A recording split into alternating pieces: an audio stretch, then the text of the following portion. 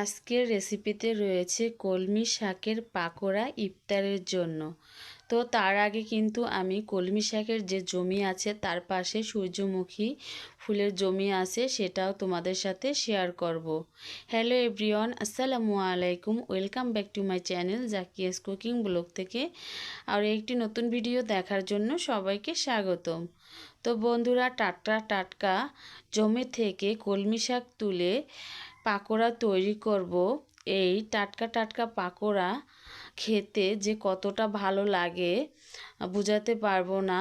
তো দেখো বন্ধুরা, কিভাবে আমি তৈরি করি চলো দেখা যাক। সকালে কিন্তু এই কলমি শাকগুলো আমি তুলে নিব। তো চলো আগে কিন্তু সূর্যমুখী ক্ষেতটা দেখাই। মাশাল্লাহ, অনেক সুন্দর কিন্তু সূর্যমুখী ফুল ফুটেছে। তো এটা কিন্তু যেদিকে সূর্য থাকে সেদিকে কিন্তু ঘুরে থাকে ফুলগুলো একভাবে।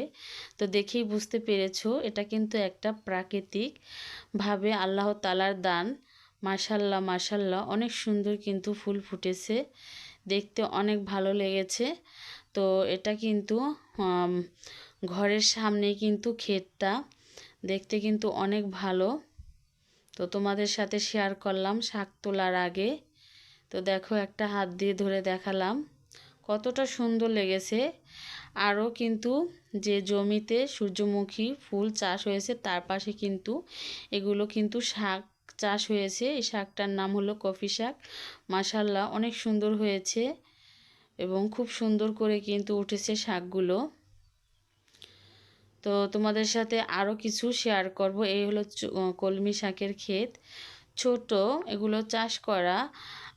চারপাশে কিন্তু আরও অনেক কিছু আছে।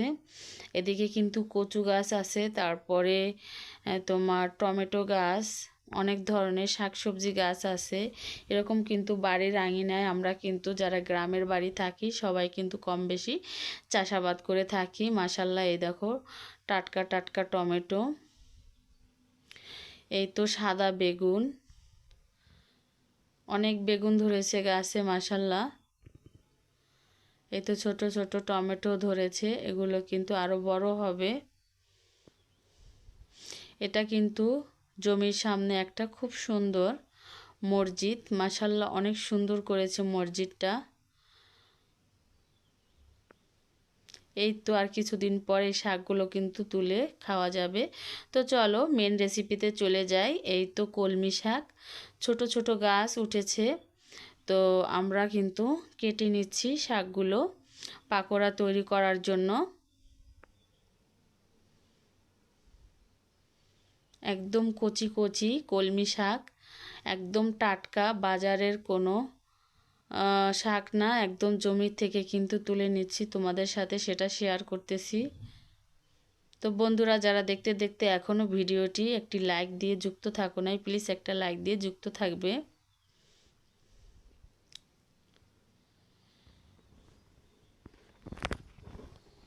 তো দেখো একটা একটা করে কিন্তু কলমি শাক তুলে নিচ্ছি, একদম ছোট ছোট পাতা, একদম কচি। তো শাকগুলো ছেঁড়ার পরে কিন্তু আমি অফ ক্যামেরায় কেটে নিয়েছি শাকগুলো একদম কুচি কুচি করে।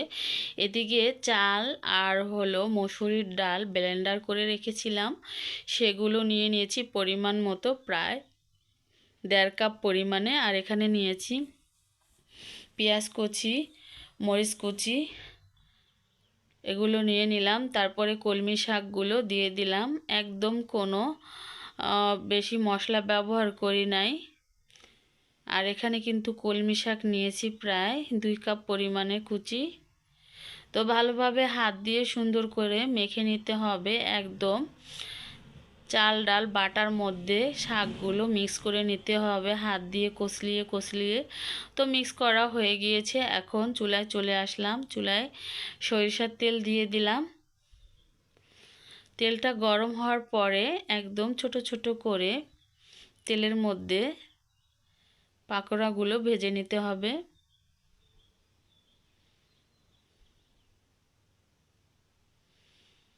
তো দেখো এক এক করে কিন্তু কলমি শাকের পাকোড়াগুলো তেলের মধ্যে দিয়ে দিলাম।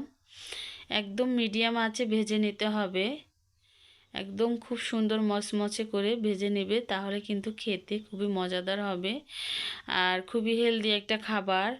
পুঁই শাকের পাকোড়া কিংবা কলমি শাকের পাকোড়া যে যেরকম খেতে পছন্দ করো এরকম কিন্তু একইভাবে তৈরি করে নিতে পারো।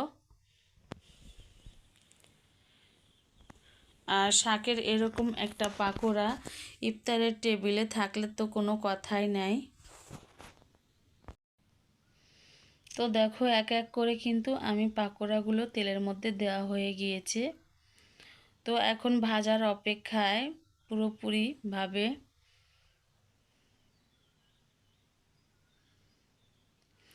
একদম সোনালি রং করে ভেজে নিতে হবে পাকোড়াগুলো মচমচে করে। ভেতরটা থাকবে নরম, উপরটা থাকবে একদম মচমচে।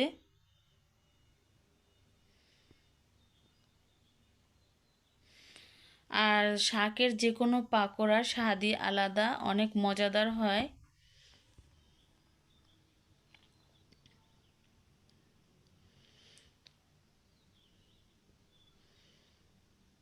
তো দেখো এই সাইডটা হয়ে গিয়েছে, উল্টিয়ে দিচ্ছি।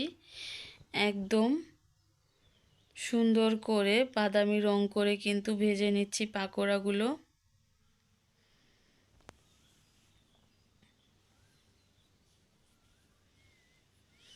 তো দেখো পাকোড়াগুলো কিন্তু ভাজা হয়ে গিয়েছে, এক এক করে তুলে তেল ঝরিয়ে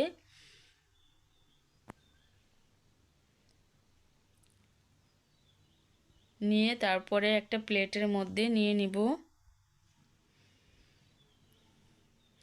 এই পাকোড়াগুলো আমি গরম গরম উঠিয়ে নিচ্ছি, একটা প্লেটে সাজিয়ে নিচ্ছি। সাথে তোমরা চাইলে টমেটো কিংবা শসা সালাদ ব্যবহার করতে পারো। ইফতারের টেবিলে এরকম গরম গরম কলমি শাকের পাকোড়া থাকলে তো আর কথাই নেই, ছোট বড় সকলেই অনেক পছন্দ করবে। জমি থেকে টাটকা টাটকা শাক তুলে এরকম কলমি শাকের পাকোড়া তৈরি করা মজাই আলাদা। তো বন্ধুরা, পাকোড়ার রেসিপিটা কেমন লাগলো অবশ্যই কমেন্টের মাধ্যমে জানাবে। আর এই পাকোড়াটা তৈরি করে খেয়ে দেখো, খেয়ে আমাকে অবশ্যই জানাবে কেমন লেগেছে। তো সবাই ভালো থাকো, সুস্থ থাকো এই কামনা করি। আল্লাহ হাফেজ, আসসালামু আলাইকুম।